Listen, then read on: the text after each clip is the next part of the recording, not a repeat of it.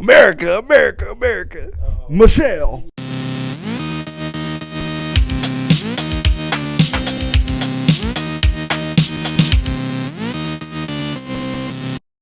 What is up, guys? My name is Sprites. I'm here with my man Mav3rick. Welcome back to the Dragon's Well. We are so excited for today. Episode 2. Thankful for all of the people that have tuned in this past episode. We are so glad that you did that, and we're thankful for everybody that is going to be tuning in today. So what do you got for today? Oh, let's see. We're going to talk about a little Fire Emblem. As everybody knows, Fire Emblem Engage came out. It is looking like one of the more popular Fire Emblems. Actually, It's kind of got a little bit split. Three Houses kind of took over, and so many people like that game that they liked all the new aspects that they added. A lot of the different relationships that you could build within the game. You're saying they took that out? They took that out. Oh man! So you can't waifu anybody anymore? No. Oh, R.I.P. waifus. So that is shot, I think. It does look though like no Fire Emblem simulator anymore. Yeah, no more Fire Emblem Simulator. But hey, look, Metacritic they've got an 82, that's about par for a Fire Emblem game. I think. I don't think that they get much higher than an 86, 87, something like that. Why does it feel like? And I don't know if you agree with this, but it feels like everything that's coming out, whether it's a game, whether it is a TV show or a movie, why does it feel like they're playing on nostalgia so hard? Like you think about this one, and I've never played it, never looked at it yet. I looked a little bit at it. They have a mechanic where you're allowed to switch with, I guess, some sort of ancestral spirit or something, and the ancestral spirit is from previous Fire Emblem games. Oh, I thought they were from Smash. Playing from. They need to bring it in the Smash roster.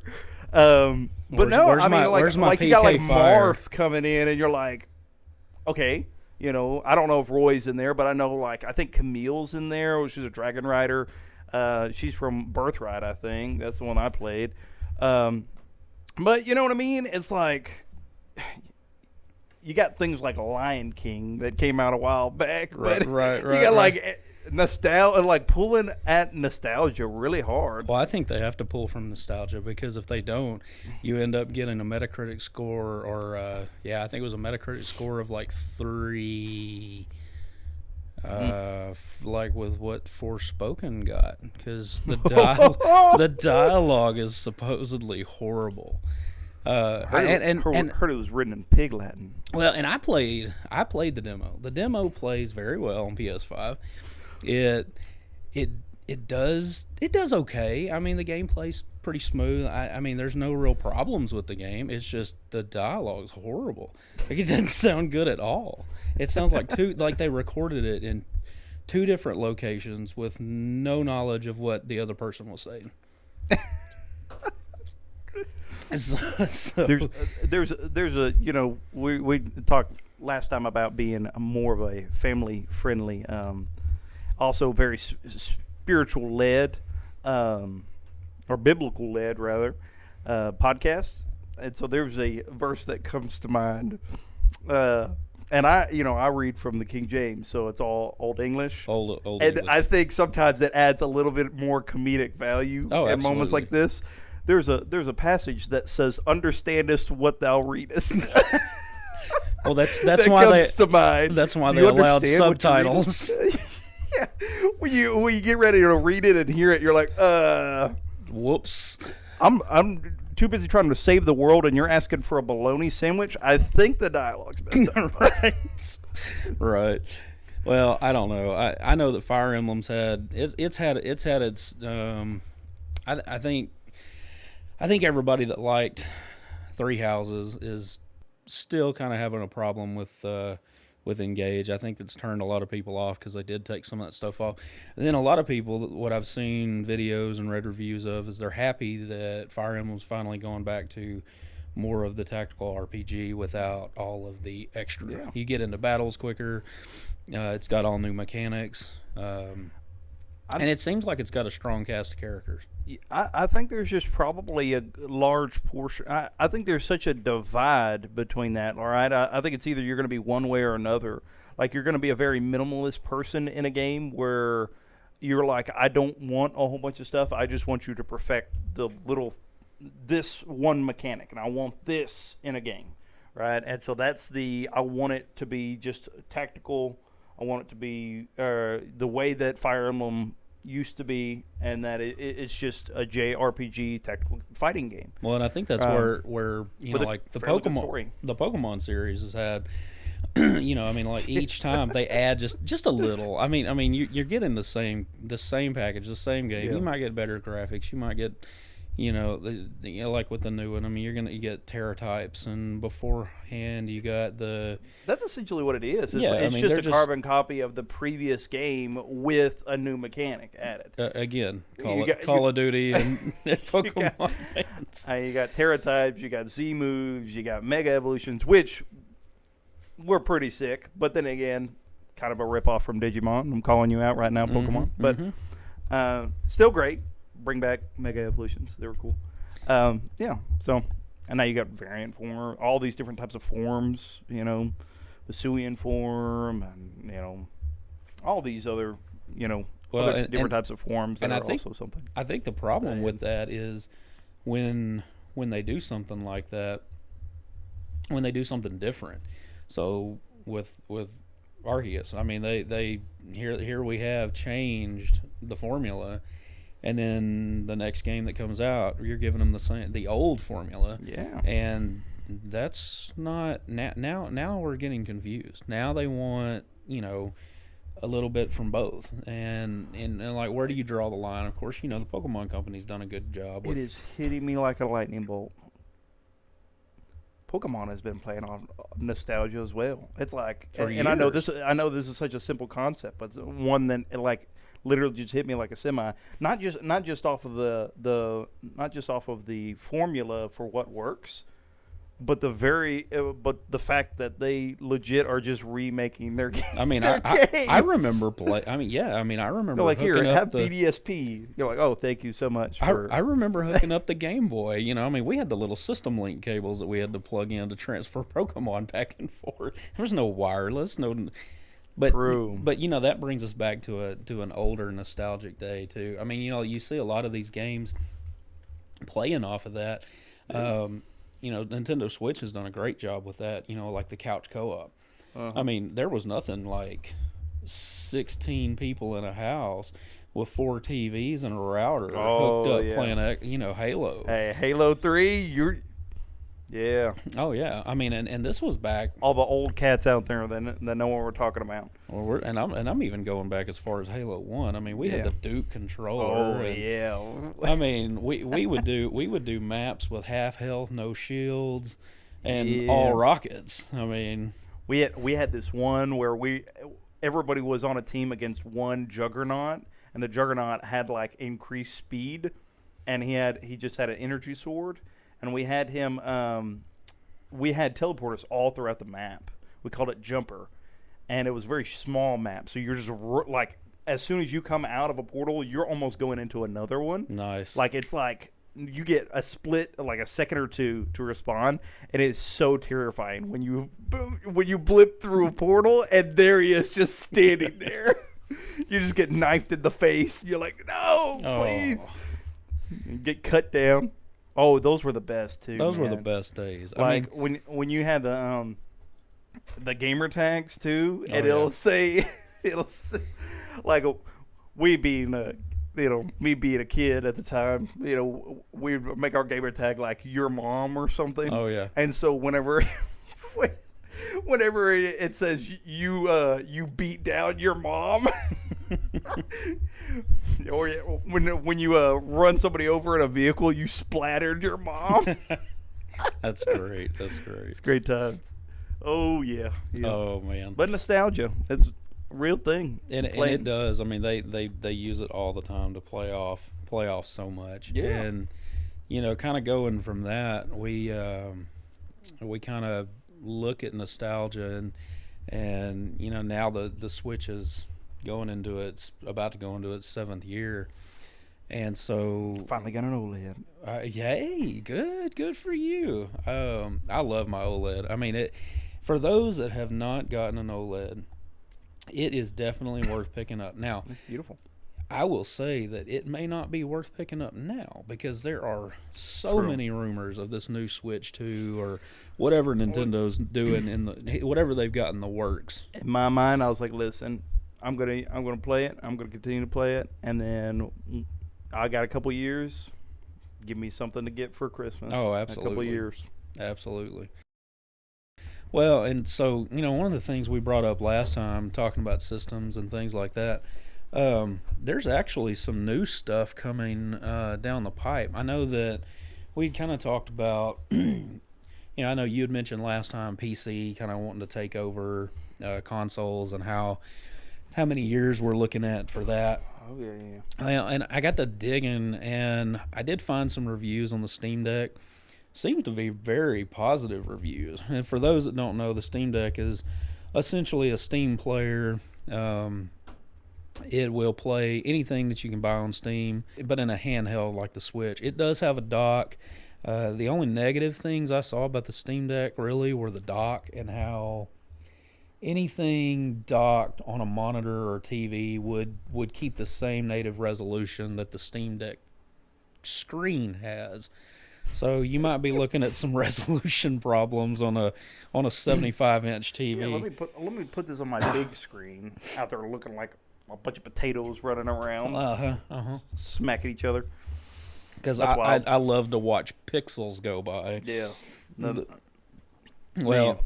And the thing is, though, the Steam Deck, I think what it's done, though, is it's shown that, the Switch's popularity obviously was the reason for the Steam Deck. And for sure, yeah. I think the Steam Deck has, which Razer may have something coming out, I think. Correct me if I'm wrong, but I think Switches probably, were sold, they beat out the other two, right? Xbox and... Oh, absolutely. And PlayStation. Well, and I saw a thing yesterday. Which, of course, they're cheaper, so it's easier to obtain. But right. Also, Well, and the PlayStation had such a bad run. Well, the Xbox, right at the beginning, had such a bad run. But I was looking at PlayStation and Nintendo Switch sales for, I think, Japan. And I noticed that Japan, this is the first month that Sony has come out on top. They actually came out on top with they beat out the Switch. A lot of their games, and that's what I'm talking about. I have a feeling that it probably has a lot to do with their marketing campaign over there right now. Mm-hmm.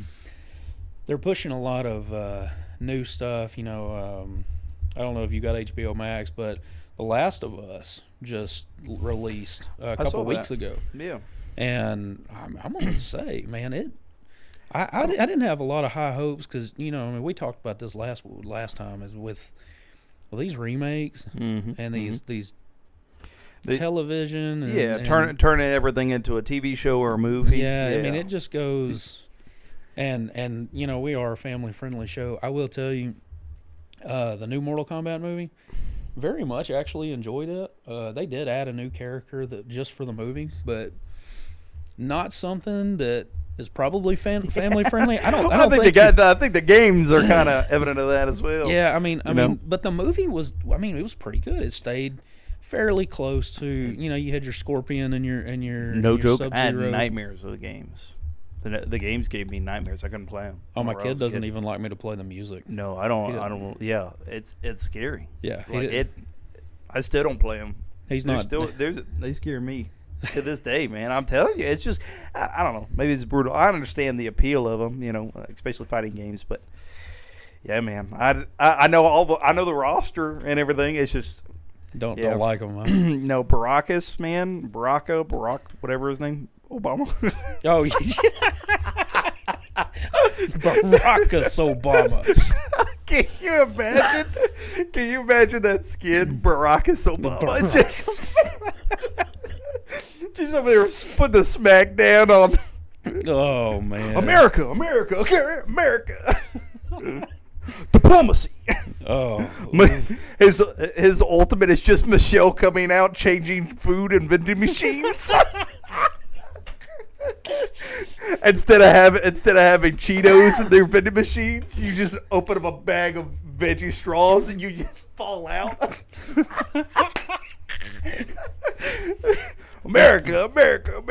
Oh, Michelle. Then you, My fellow Americans. You got your kids throwing Snickers bars at her. Oh man. Oh, that's good stuff. Anyways. Yeah, what they do with the spikes, Oh, they yeah, do with yeah. the spikes in the mouth that is terrifying. Oh, that's great. The little demon guy, dude. I don't know, man. But going back to The Last of Us, it really was. I mean, I thoroughly enjoyed the first episode. The second episode hit last week. I think it was on Sunday, and I have not. I have saw not. The second episode. I haven't watched the second episode, but the first episode was really good. And I'm by no means a Pedro Pascal fan. I know he plays the Mandalorian also. Yeah. Not a big fan. Not a huge fan of his. But is he the lead? No, yeah. he's not the lead. Is he? Yeah. Okay, I guess it's weird. I'm not used to, first off, seeing his face. Right. Second off, seeing him not clean shaved. Oh yeah. Because he kind of has some scruff in there. But yeah. I mean, you would think that being in the Mandalorian mask helmet, not being able to take it off, he would probably not be clean shaven then either. But I guess you got to take it off and eat sometime. Yeah, true. But with like the Steam Deck and the popularity of the Switch being a handheld and all that, I do agree with the fact that I do think PlayStation and Xbox are going to have to do something different this next go around. And we're kind of at a point where I don't even think 5-6 years from now, I mean, can you really tell the difference? I mean, I know my old eyes can't. Can you really tell the difference between 4K and 8K? I don't even think my eyes can tell the difference between 1080p and 4K. Dude, I grew up playing video games on like a Dell laptop for competitive. And just a little backstory on that. The game League of Legends probably took over my life for like 10 years, starting in high school. And so you had the same problem I did with Azeroth. Yeah. But instead of WoW, it was League. And and I played that for, I would probably say seven of those years. Well, I say years, seasons, right? 10 seasons, right? And so sometimes seasons will start middle of the year or whatever. But I 7-8 of those seasons I probably played on a laptop that I had to run all the settings on the lowest. So when everybody was like using this tip, you can notice if a jungler is getting ready to gank you by their shadows. I was like, you guys see shadows on your stuff? Like, I can't even see moves. Like, I just have to predict that somebody just used something at me because I can't see any animations fly to my face. So what you're saying is it ran like Pokemon Unite on Switch. That's right, dude. Pokemon Unite needs to change their interface, man.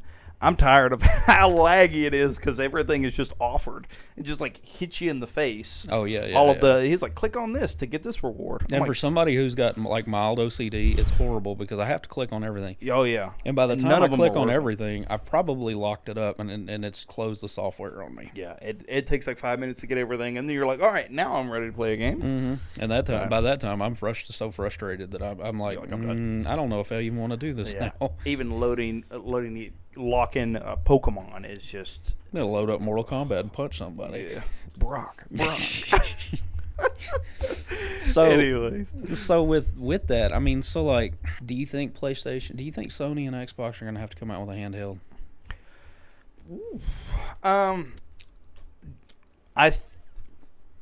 That's an interesting question. To be honest with you, I've never really thought of... Steam, I know Steam is separate from Microsoft, right? Oh, yeah. But Steam is also, I think we might see some sort of, I don't know about a merger, but we might see something like that coming from Microsoft. So it might not identify from like Xbox per se, but it might just be under that umbrella of Microsoft. Well, itself. I mean, they have their Xbox Game Cloud, So, and I don't know if Sony would though. I don't know if Sony would go back. I mean, maybe, but the PSP and the PSP Vita. I had a PSP and I enjoyed it. I was gonna say, I think a lot of people did. I just don't think that. I think first off, the games at the time. I think during the time of the PSP, which was close to around the same time as the PlayStation 3 and the Xbox 360, correct? Mm-hmm. I think roughly around that time. Yeah. I think Xbox 360 just blew PlayStation 3 out of the waters when it came to games, right? I think their games were just superior.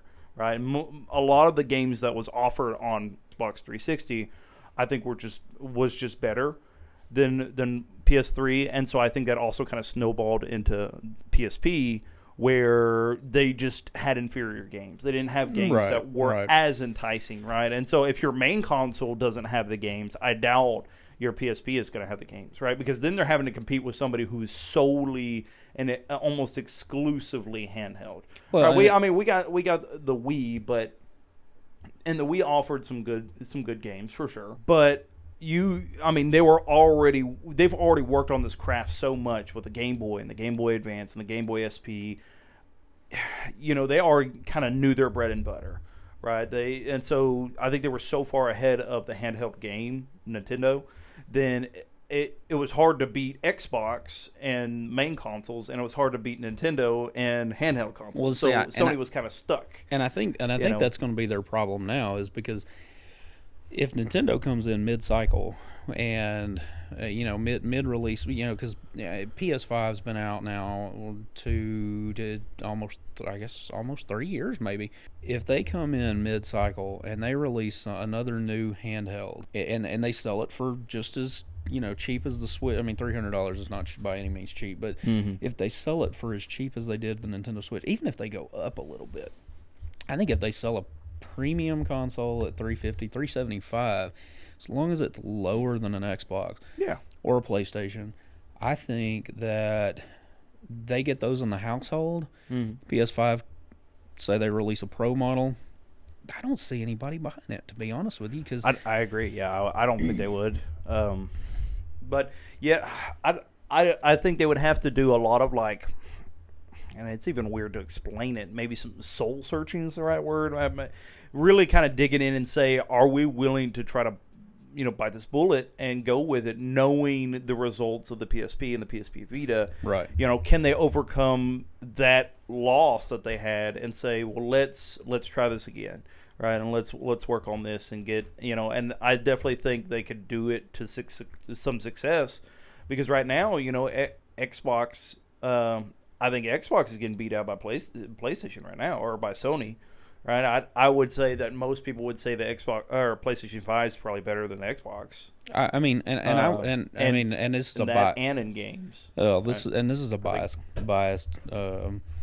comment, but yeah, I mean it Xbox has Game Pass, and so I do think Game Pass's game selection is probably better than, and I have PS Premium. Will I pay for Premium again when it rolls around? Probably not. Yeah. Just because, I mean, beyond playing, Fortnite or Overwatch, or like right now I'm playing God of War, and so they're gonna have to have, and Sony's got a pretty good lineup of games coming up. Oh, yeah. They've been doing great. I was looking at a couple weeks ago. No, it was yesterday actually. The PlayStation VR 2 is coming out, and I think they've got 32 titles releasing maybe not day one, but close to the release date. And one of them is a Horizon game. I don't know if you've ever played Horizon. Yeah, the Horizon Dawn games. Mm-hmm. Yeah, I've never played them. I've seen them. I've seen some people play, and they're pretty neat. I mean, I have both of them, and the first one was an amazing game. The second one, I kind of feel like the story was a little I'm not lacking. Whiz, but what I would say, I would, if I was the consoles, I might, maybe dabble in it a little bit, but I wouldn't even touch VR right now. I would focus on my main craft, because like if I'm trying to go VR, I think it. Once again, I would be worried that it would turn out like the Kinect, or I don't know was it the Sony Move, or the PS Move? Okay, so like the PS Move, you still use those controllers. So like for my PlayStation VR, I still use those. And I'm gonna be honest with you, I played an Oculus Quest, or it was a Quest 2, or I played an Oculus device that had Beat Sabers. And it's it's got the better controllers for different games and things like that. And for different games, it's great. But I will tell you, for Beat Sabers, I like my PS Move. I like my PlayStation Move controllers. And see this, we might get some people that disagree, and that's fine. I'm not trying to start beef or anything like that. This is speaking from somebody who isn't. I don't know enough about VR to be able to say one way or another. But as somebody that I've seen those things not flourish as well, and I know that VR right now is still in such an iffy spot where it's like there are some things that are good, and there's a lot of people that like the VR stuff, but also I know that I would say it's probably more of a niche audience than it is a I would say that it's a lot smaller than the vast majority of gamers out there. Absolutely. Right? Well, and I think it's just because it's not a polished craft yet. It's not something that is polished. But I believe we talked about this last episode. Shout out to last episode. Go watch that if you haven't. Yeah, go watch that already. But we talked a little bit about full dive systems and things like that. We're nowhere near that. And I don't. Oh yeah, for sure. Yeah, and which I don't think we should. No. Get Skynetted right quick. Shout out to Skynet. Yeah, shout out to Sky. Hey, remember us? When you get ready to start taking over the world, remember us and be like, hey, these guys. They got a pretty good podcast, so let's keep them around. They're like, man, they invited me to the Dragon's Way. Oh yeah, absolutely. Welcome, Skynet. Anyways, but no, yeah, I would wait for it to be a little bit more polished. But who knows? Maybe they're the ones who are going to do the polishing. Maybe they're the ones who are going to perfect the craft of VR. So well, and the thing is, they did make a lot of improvements to the VR too. Now, will I pick it up on day one? For the price, probably not, because I think it's sitting at like $400 for the VR. Mm-hmm. Oh, I bet. Yeah. Which it's got every the controllers have the same thing that the PS5 controllers, with the dual shock and the the haptic feedback and the haptic triggers and all this stuff. And and that's neat for See, it's at that price where it's like, are you willing to buy that, or are you willing to buy a game system? You know what I mean? Because there's not a lot of people that want to drop, $1,000 here, and then so how much is a PlayStation 5 right now? If you get if you get the disc one, it's $500. I think you can get the discless one for $400.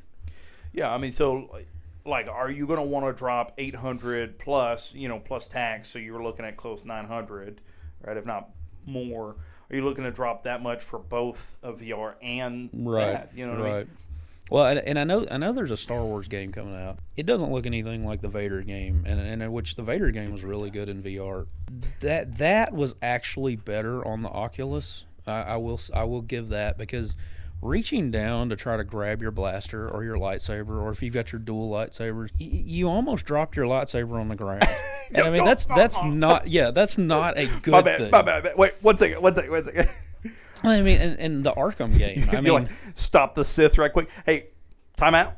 My lightsaber dropped. Do you understand? Oh yeah. Yeah, I got the droids like shooting at me while I'm trying to grab the lightsaber off the ground. You gotta go do that.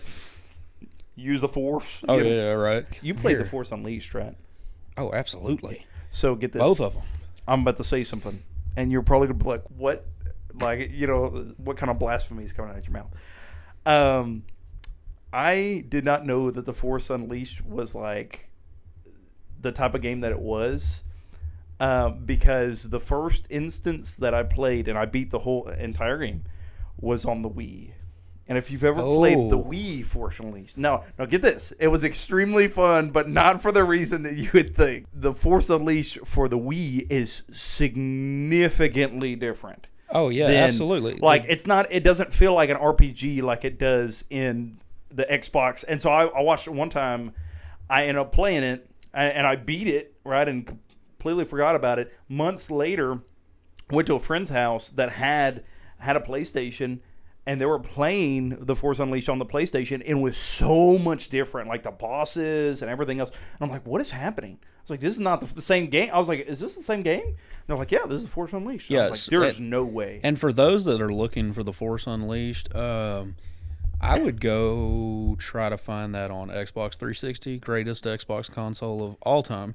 And play it on that. Do not buy the Switch version because you are getting the Wii version of the game. Now get this though. I said that it was fun. This is why it was fun. The movement would move with, kind of the janky movement that you get with the Switch. Right. You remember what the first mission is of the game, right? You remember what you were doing? Oh. Who you get to play as? Yes. Yeah. Oh, yeah. You get to walk around, what is it, Kashyyyk with Vader? How many TVs did you break? I didn't break any, but let me tell you the amount of Wookiees that I threw off. That was one of the best experiences with the Wii version. You could you click the back button, whatever it is, the ZB or the B button on the Wii controller, the Wii remote, and you hold it, and that will activate your force grab. And so then you can either do force choke or throw, and you would just flick them off to the side, and you would see this. You would see these 9-foot tall Sasquatches just flying. It was one of the best, man. It literally took me 2 hours to get off the main mission from the tutorial because I was just flinging Wookiees. I was like, oh, check this out. Yes. I would make them dance. I would hold them, and you could drop them. And when you drop them, there's a stun duration. So I'd hold this one right here, and I would move them, and then I'd drop them and pick this one up. I'm telling you, it is one of the most diabolical things you could do in that game, and it was so fun. It was ridiculous. And then the lightsaber throw, you would just fling, fling. I don't think I actually moved my little Wii remote in the right way to actually use a lightsaber slash. I always did some sort of lightsaber throw or grab somebody or it was great. I would throw a rock at somebody's head. Oh yeah. Well, I mean, and you probably. Oh man, it was great. I mean, you probably never. You probably never used the Wii remote that much the whole time you had the Wii. I don't remember if we needed the nunchucks. You remember the nunchucks? Oh yeah. Mm-hmm. But oh man, that's awesome. Let's see. That's good. Flinging Wookiees. That's good times that we bring to the Dragon's Well, for sure. Hey, welcome to the Dragon's Well, where we fling Wookiees. Fling Wookiees with Vader. You ever force throw a 9-foot tall hairy man that makes a guttural noise every time he moves? I have. Oh, plenty. That's great. Oh, but. I don't know, but yeah, for sure. We live on nostalgia here at the Dragon's Well. Consoles are going to have to change, I think, and I think they will. Yeah, and we may get to a point to where it's all PC and handheld, and honestly, I think there's. I don't know if the companies will, but I think there's probably going to be some sort of amalgamation or something of them. That I don't know if there's going to be even a monopoly on it or what, but I think there's going to be they're going to get so closer in design to one another that I think they're going to almost become copies because we're kind of running out of different designs for them as well, or not in the case of physical designs, but what they offer. And that's the thing, we talked about okay, this one looks better. You know, well, it always is going to look better. There's only like you said just now. It's like are you really going to tell the difference between 4K and 8K? Well, like, yeah, in your mind, you're going to be like, yeah, this one looks much better. But it's like, really? Well, and then you've got like your, we talked about the M1 MacBook Airs and stuff. I mean, these things are like speed demons, and the bad thing about that is, I mean, okay, so Apple just like shadow dropped a whole bunch of stuff this week. They've got new Mac Minis with M2 and M2 Pro processors in them. I mean, starting to get the chips in there. Yeah, I mean, and so you've got all this stuff coming out, and it's almost yearly now. I mean, okay, so we boosted power by 25%. Okay, 25% of speed dimming is not. I mean, it's not that much faster. I mean, yeah. You're getting to a point to where we are creating. Also, it's like you got. I mean, on that same line of thinking, it's just like there's only so quick a computer needs to be to the point where it's just like, yeah, yours might be like $2,000 more than mine, but at the end of the day, like yours might cost $2,000 more than mine, but at the end of the day, does it really? Like, we both have the same ping in this game. We're both able to run this at max quality. Oh, yeah. And we're both having the same frame rate, just about. You have 30 extra frames or whatever. It's like, at the end of the day, it doesn't matter all that much. And that's the thing, I mean, most household families, they're not going to drop $3,000 on a computer that will play a certain game at 120 frames per second. I mean, and where when they can go and buy a $500 console for their kid, and I mean, you're getting 60 frames per second, but it's also 4K. I mean, there's just I just don't see that technology can improve fast enough at this point to where PlayStation and Xbox couldn't go back and say, okay, let's create something.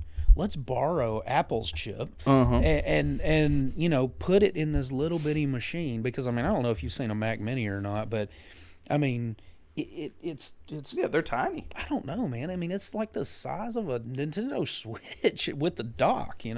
I think that if they can find a way to build a better chip and cool that sucker off without burning your hands. Yep. Or burning the machine up with a decent sized screen, even if they have to make the Switch a little thicker. I mean, I think that they did it with the iPhones years ago. Well, and at the end of the day, too, you could always, most of the time, you could always just hook that onto a different monitor, too. Oh yeah, absolutely. That's what we do with just about everything. Yeah, right. Anyways, so as long as you have a good monitor, you just plug it up and you don't have to worry about the screen size, just what's in it. Well, I don't know. You make a valid point on the opposite side that I don't think, at least I haven't evaluated when it comes to the worth of the consoles, and that is the fact that they are a little bit more budget friendly. Oh yeah, compared to like gaming, because that's one thing that consoles normally tend to be a little bit more cheaper, or at least right on par with like low end PCs. Right? Yeah, I mean you can't get a low end gaming PC for $500. So it's not that's going to last you years. Now here's the thing: you can. Now this is going to require like a lot of work and a lot of you doing it yourself. But I've heard of people assembling budget gaming PCs for roughly around that much. You could just order the pieces and solder them on yourself and plug them in. And I've heard it's not that hard. But are you going to do it? Well, right. And with that, I mean, first you have to have the time. First, next you have to have the experience. Uh-huh. And third off, I mean, man, Bitcoin mining has become so popular that video cards and the cost of this stuff have just skyrocketed. Now, I mean, you can't. I mean, I know that not only is there a shortage, but I mean, there was a shortage on video cards prior to the pandemic because Bitcoin mining was so popular. Yep. I mean, you got people at school districts, going to jail because they're using the school servers to mine Bitcoin. Switch to, I don't know what Nintendo's going to do. I think it's definitely, like you mentioned, closing in on, you said the seventh. Oh year. yeah. Closing in on the 7th year of the well, Switch. I think it's 6th year. I think. I mean, I think it's definitely going to be something soon. Whether it's in the next year or two, hopefully, it'd be awesome. But don't want to rush this process. But I think so, and I think it's possible for the other two, like you mentioned, for them to try to compete on the mobile scale of being able to, or on the handheld scale. But I don't know. Well, I think it's going to be an interesting thing to see. But I still think eventually it's all going to come down to pretty much just PC, PC of some sort. Yeah, and this would probably be a good time for Xbox and PlayStation to get into the market of handhelds if they want to continue competing with Nintendo, because if the PC market takes over Xbox and PlayStation, they're not going to touch Nintendo. Yeah, Nintendo's got all of their IPs, which and that's like Xbox. I mean, Xbox did such a disservice to Halo this time that they can't use the Halo, and I think they did the same thing to Gears. Halo and Gears of War, I would buy an Xbox just for those two games. Oh, and now, you hear Halo Infinite. I mean, you're like, ugh. Please stay away. I tried it. It was there were brief moments of Reach and 3 matchmaking and our multiplayer experience, but other than that, I mean, and I say brief moments because it felt like a different game. It didn't feel like how it felt back then. Right. And maybe that's me. Maybe it's the game itself, but at the end of the day, it wasn't the same Halo that I grew up on. So it was something that I'm like, okay. And there was so much. I mean, they released a half-finished game. I mean, they talked about the campaign and everything, and it took forever for that to even launch, and so much wrong. And I think game developers now, I think they're pushed so hard to get the game out. Yeah. And so they get forced into pushing this game out before it's ready.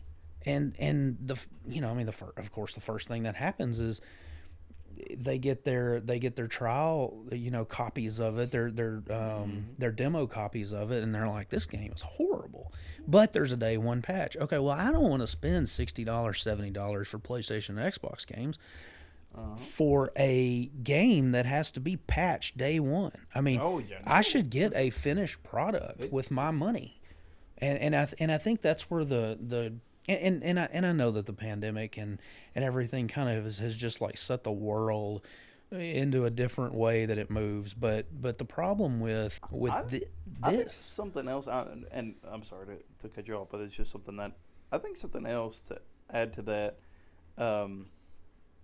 is I think that there's also a shift in the personality of gamers. Like, gamers are not, they're less inclined to, and I know God of War has done great, but I think there's especially the newer generation of gamers that are coming up, they don't want a game that has a storyline, right? They don't want games that have a lot of like in-depth reading or something like that. They don't want a game like that. They want they want a Fortnite. They want a Call of Duty. They want to, let me drop in a map and let me get a chicken or let me get a chicken dinner. You know what I mean? Yeah, right. Well, and the thing is though but with at least with Call of Duty, I mean they've got a campaign. I mean, and I'll be honest with you. I mean, I play Call of Duty online some. Some of y'all that know me personally are probably laughing right now. Sometimes I have to be healed multiple times. Yeah, yeah. I think the last one I did, the Cold War Zombies, I think was I think they had to get me up 25 times. So shout out to that guy for helping me out there. Yeah. Got your COD medic. Oh yeah, for sure. Hear Celine Dion in the background every time. just rolling on in. Well, and that's the thing. So like, and I enjoy, but the campaign, I mean, and especially the World War II stuff. Yeah. I grew up with, my great grandfather fought in the war. Yeah. So he was at Pearl Harbor. So hearing stories from that, going back and living that through Call of Duty, kind of seeing what those guys went through, and man, I'm telling you, nowadays you have kids that don't even know who think the Cold War is literally a war that was fought in coal. Oh yeah, right, absolutely. We had a war in Antarctica. Mm-hmm. Yeah, we did. Yeah, us and the penguins. Well, then some of the kids don't. Us and Santa. And it's crazy to me to think that a lot of kids don't even remember, 9/11. I mean, I was in college when that happened. Yeah, 100%. The college the first time. Yeah, no. Which and I'll say this: it's not obviously it's not their fault. I mean, they can't help. Oh yeah, absolutely, born, right? But in saying that, I think it emphasizes that point even further. That you and I grew up on much different games, right? Games with a lot of substance. I mean, you look at things like Final Fantasy VII, right? Oh, yeah. You look at games like Legend of the Dragoon. You look at all these games that have multiple discs to them. I mean, not just one. You got like 4 or 5 discs. Final Fantasy VII has got to be the greatest game of all time. I mean, but the vast majority of that is text, right? How do you get to that greatness? How do you unveil that greatness? Well, it comes with the story. It comes with what you read and what you experience. With the combination of the mechanics and the gameplay and the storytelling and the music, all of that builds on this thing that we know to be Final Fantasy, or any of the games for that matter that we'd call greats. The vast majority of them that we call great have this in-depth, fulfilling storyline that makes you want to overcome and go all the way through it. Well, nowadays you don't have those, and so when you have things like Elden Ring that has this storyline that's very intricate, right? That you have to like dissect and go through these different pieces to unveil, and it's really not even after you go through these places. It still makes you use your mind a lot, right, your brain, and with God of War that has a lot of substance to it and a lot of in-depth conversations and dialogues that you really need to listen to every one or you're going to miss something. Those are few and far between, and so I think you see them succeed.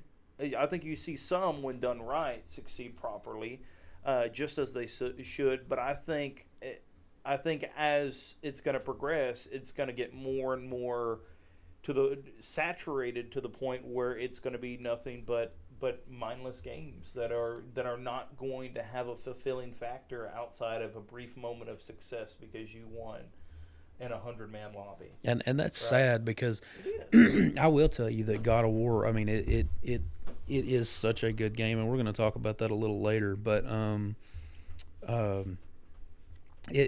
story is just, it's amazing, and it goes into so much depth that you find yourself, like in the 2018 version, you're sitting in the boat listening to Mimir tell stories of Odin and things that are Thor, and just different stuff that you get drawn in by the story. And like Final Fantasy is the same way. I mean, for those kids out there that don't like to read, I was just like you. And Final Fantasy VII, if it was not for Final Fantasy VII, I probably would not be reading as much as I do today. Yeah.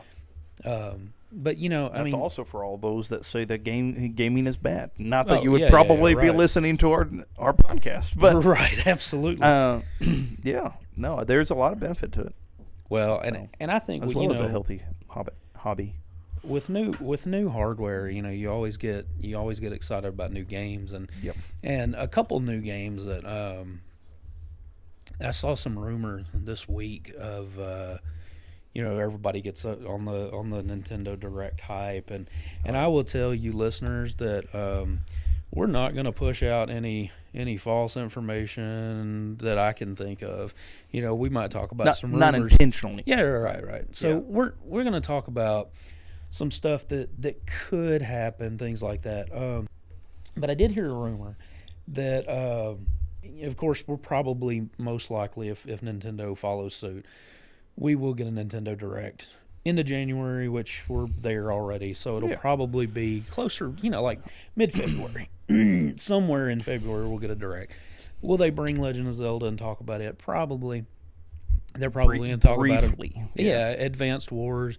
We might finally get a release date for that. And but one of the things I saw a rumor of is the popularity of Metroid Dread was so positive that I do believe that Nintendo may be putting out a new 2D Metroid game. Even if it is a remake of Samus Returns that they released on the 3DS. Yeah. I would rebuy it because that was such a good game. They took all the great things from that game and they made Dread. Yeah. And so I'm really hoping to get some kind of Metroid this year. And it has a sick title. Oh yeah. Who doesn't want to play a game like that? That's Dread. Metroid Dread. But then we were looking at some upcoming games, and I know this has already been released.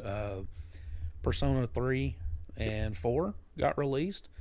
I do believe that 3 got a Metacritic score of 92.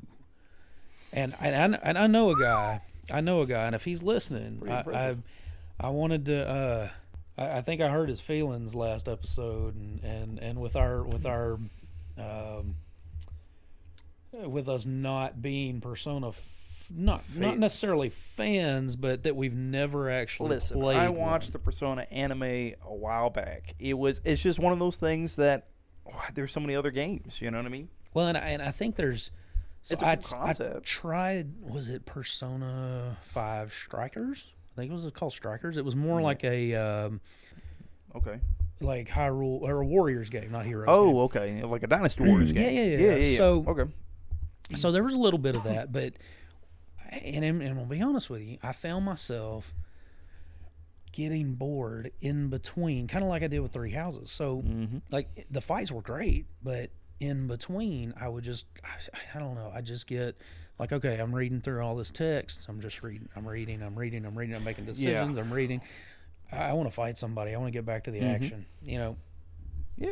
And so I did a little bit of that, and I think Which I think the Persona games, most of them are more like a Pokemon style or like a Final Fantasy style game where you have a certain amount of characters out at a time, and they have a certain amount of enemies that you're fighting, or like Dragon Quest. If you've ever played Dragon Quest, well, you have a time, not the newer one, but kind of like an older Dragon Quest style game where you have a set amount of things that you can do. Like you can attack, you can special move, you can use an item, you can run, you can. Right? Well, and I think all the stats are based off of like relationship status. So you have to go out, you have to talk to people, you have to you do conversations with people just to build up your stats, and I'm like, might aggravate people, but Persona, you think it's just kind of like I can't even say a more Japanese style JoJo's Bizarre Adventures. Yeah, you're right. I mean, essentially that's what it is. They have like a stand, right? Which I haven't even seen JoJo's. All I know is their powers are called stands, and they have like a character that like pops up behind them that they have. Oh, okay. And each one has like an ability that they can do. Like I said, I've never seen it, but I'm also going to get hate on that. But I don't know. I got to check that out too, I guess, because I'm still trying to play catch up on years and years of missing Bleach. So guys, I'm telling you, Haikyuu. We're about to turn into an anime podcast right quick. Oh, no. If you haven't, Here we go. If you have a desire to lose weight, watch Haikyuu. I'm telling you, you come out of that as one of the most wholesome shows I've ever watched in my life. It is family friendly. And if you watch this anime, it will make you, even if you don't like sports at all, it'll make you, first off, have a burning desire to play volleyball, and second off, it will make you feel like you can move a mountain. I'm telling you, the level of inspiration and motivation I get from that show. Like, I'm on the 4th season, and I have yet to finish I haven't even started the 4th season, right? Because I feel myself kind of going on a downhill spiral on my workouts. So now that I know I'm going down, I'm fixing to play that again so I can get back up. I'm telling you, that's your boost of confidence. That's my boost right there. I'm telling you, I'm gonna spare an episode a day. You know, just watch one episode, be recharged for a month. Oh, there you go. I'm telling you. Anyways, well, break from our gaming to go into our anime podcast. But Haikyuu, must watch for sure. Must watch. I'll have to check that. Family friendly. I'm telling you, it is. So what's it on? What's fantastic. It streaming on? It's streaming on Crunchyroll. English dub? Japanese?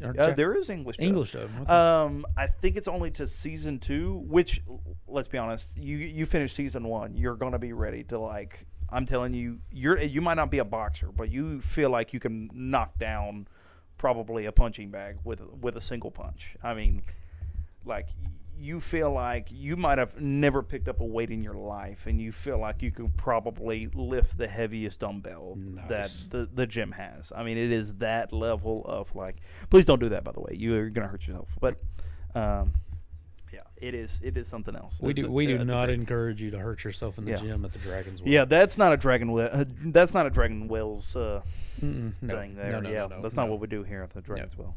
I will tell you that to my surprise, kind of going back to Pokemon real quick, Greninja, extremely hard to beat. I'm not on Scarlet and Violet. I'm not. I am not a. Ooh, man! The Terra Raid battles, these 7-star Terra Raid battles that they've released, Charizard, Cinderace, and Greninja. Have put a whooping on me, and I end up I get bitter, and I spend all weekend. I will spend this entire weekend boosting up one single Pokemon just to get this 7-star Greninja, which I will probably never use in a battle. Oh yeah, and it's frustrating. So. Anyways, there's my rant for the It's a collector's thing. I'm with you. It's a collector's thing. It's it hits me at the pride. I'm like, if you are going to do this, I mean, how are you going to be a Pokemon master if you can't take down the? If you can't catch them all, yeah, I gotta catch them all. Turns his hat backwards, begins to try to punch the strongest Pokemon in the world. Oh yeah. We're doing that this weekend. You remember that?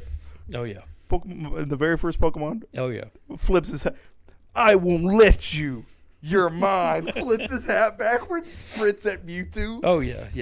Throws him into a... shit. He's like amused there to make a bubble? I don't even know what that was. Like, I'm like, I know, like, all the Pokemon moves, especially in Gen 1. Like, there's only, what? I'm trying to think of them now. But I don't pink bubble move. No, I don't remember that one. I'm like, maybe it was like a barrier or something. I have no clue. But he caught him, and he didn't die. I tell you the feels though. When Pikachu was crying, all started crying. Oh yeah, yeah for sure. Yeah. Well, I tell you what, and another thing that beyond that releasing last night, Golden Eye. Oh yeah, is back. Golden Eye released for Xbox Game Pass and Nintendo Switch Online Plus expansion pack, I think is what the long version of that is. The high dollar Nintendo Switch Online service. And I played today. It's rough. I need my Nintendo 64 controller because I went to I give a shout out to Nintendo Life. They did a good article.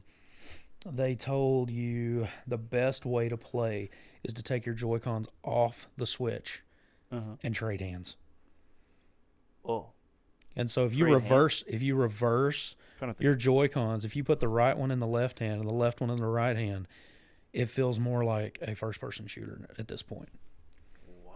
Yeah, so I'm gonna have to go home and try this, but I will for sure be getting my Nintendo. Thought of that? You know what I mean? Man, those guys. We need a solution stat. What if we like flip them? Yeah. Because going into the settings and then changing your control settings, and then going into GoldenEye and changing your control settings is just way too much trouble. Yeah. Well, definitely a GOAT game for sure. Oh yeah, for sure. Great game. Got a lot of nostalgia. I forgot how bad when you go like move you go to go move where you're aiming at. I forgot like how far it continues to drift even after you stop like holding the analog down. Absolutely. So it's like you move to the right and you just like almost do a full like 180. Well, I watched trying to. Well, I watched a video earlier. They were trying to shoot the little button that opens the door to the next area. Yeah. And he had to shoot 4 or 5 times just to get the button because he would move to the left and it would too far to the left, too far to the right, too far. Strongest thing in GoldenEye. Oh yeah, for sure. Even the golden gun cannot stop it. Well, so I don't know.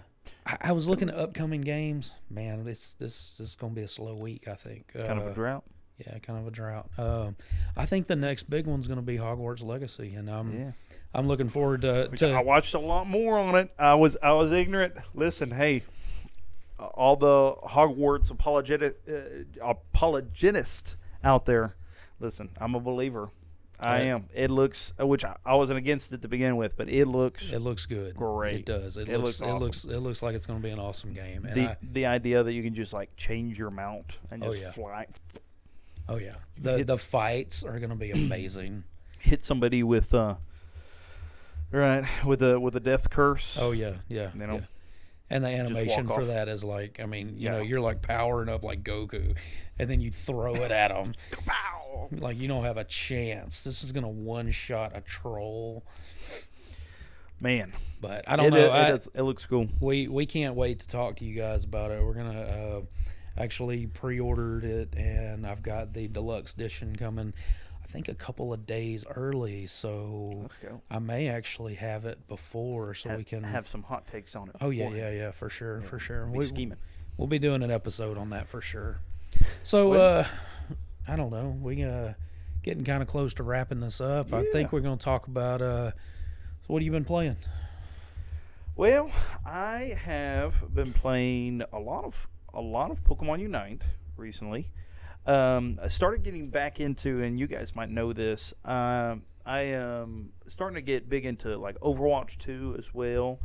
And so I played a lot of Overwatch 2, and that's partial because of our esports guys, right? Shout out to our esports guys. You know, so I want to try to be up to par with them, or at least, you know, be able to help coach them in some way. Absolutely. And so that's something that I've been trying to do some more research on.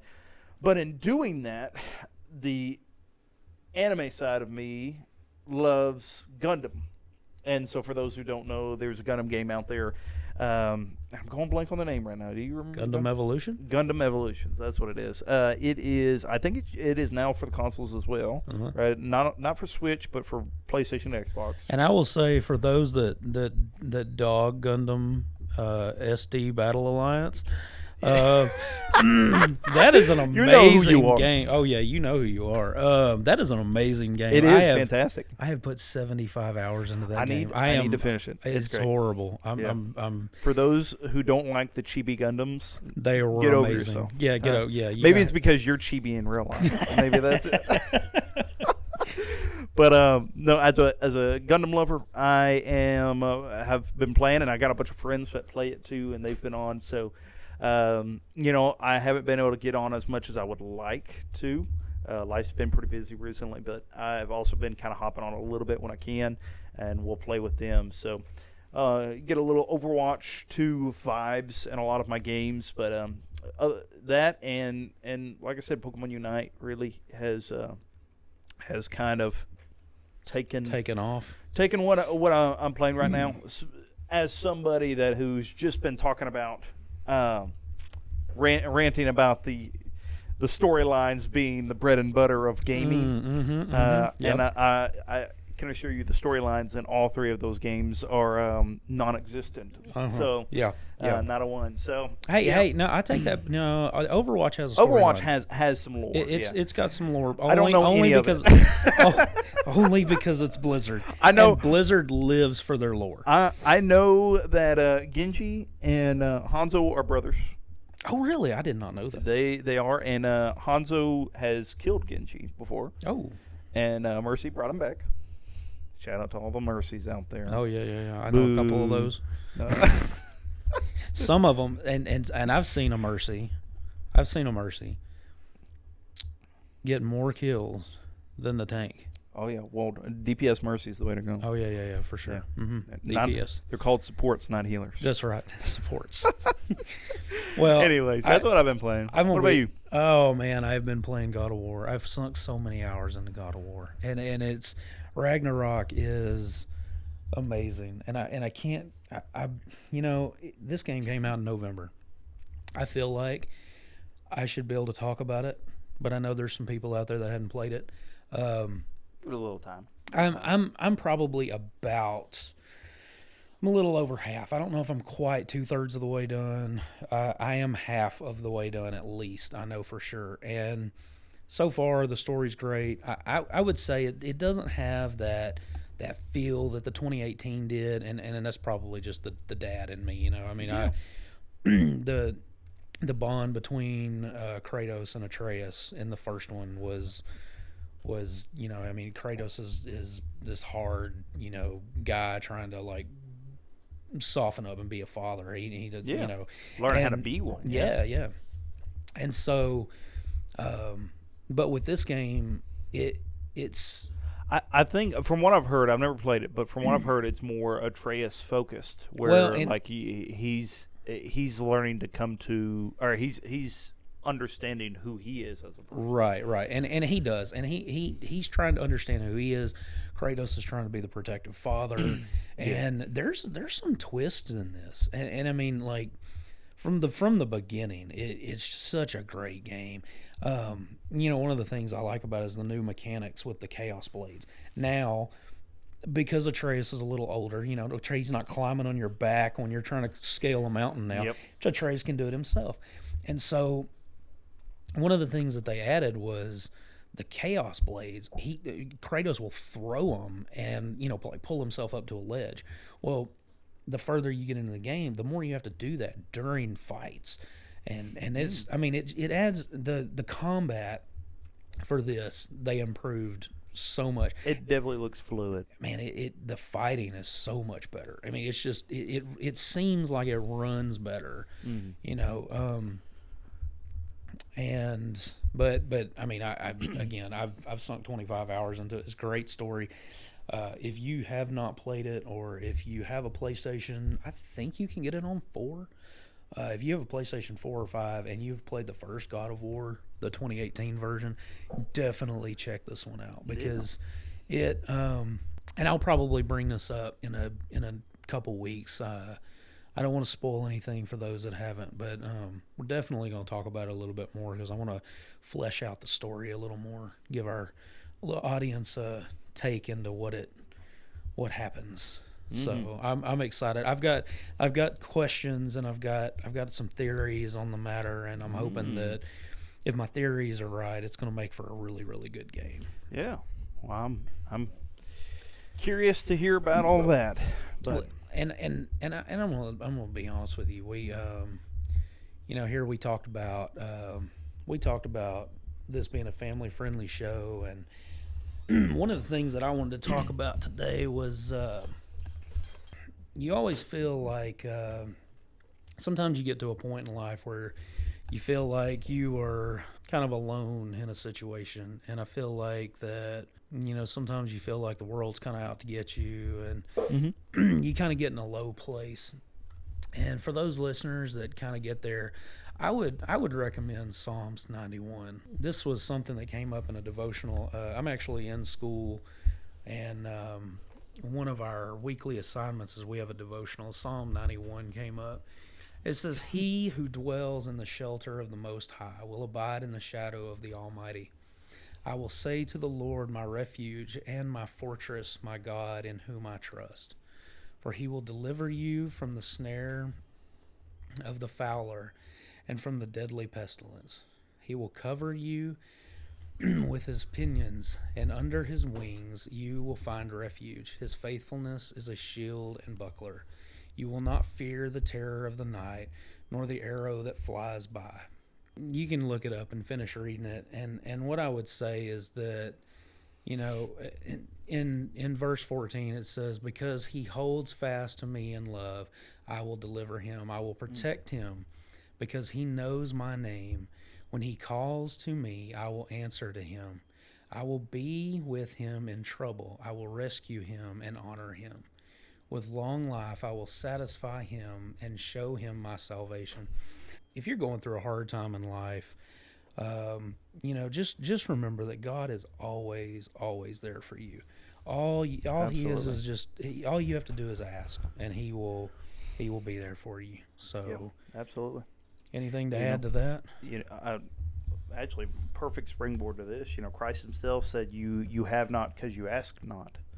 You know, and absolutely. I can't help but wonder how many people have lost out on blessings and deliverance in their life because they failed to ask. Right. Not because it's not waiting for them, not because it's, you know, God doesn't hear them. It's because they're not asking. Right. And so I completely agree. You know, if you have something going on right now, there's not a greater place to go than to the Lord. Absolutely. And I will say, guys, that I mean, you really are missing out if you don't ask, because you might fall in a situation where, you know, your family doesn't know how to help you, your friends don't know how to help you. Absolutely. and you're not going to know unless you ask. Yep. Absolutely. There's only so much that we can do for each other. Right. You know, there's a divine force at work that could easily overcome things that we can't even imagine. Absolutely. You know, so absolutely. But thank you for sharing that. Yeah, absolutely. All right. Well, if there's nothing else, you got anything else? I don't think so. I think that wraps it up.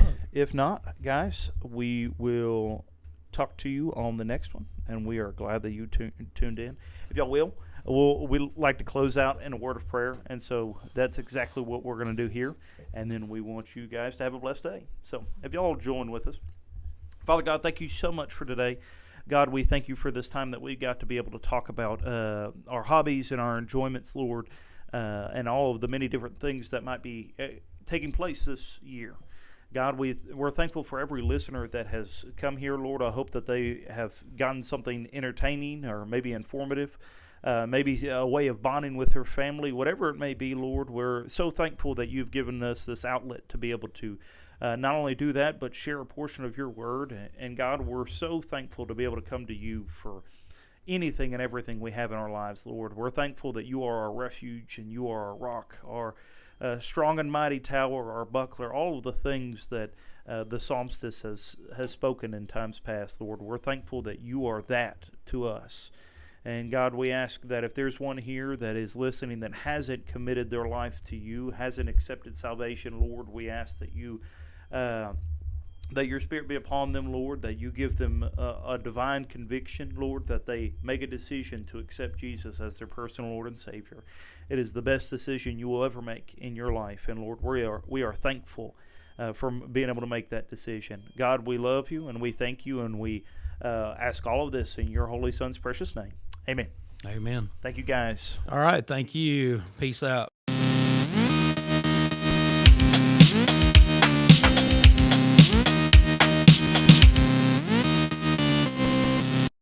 America, America, America.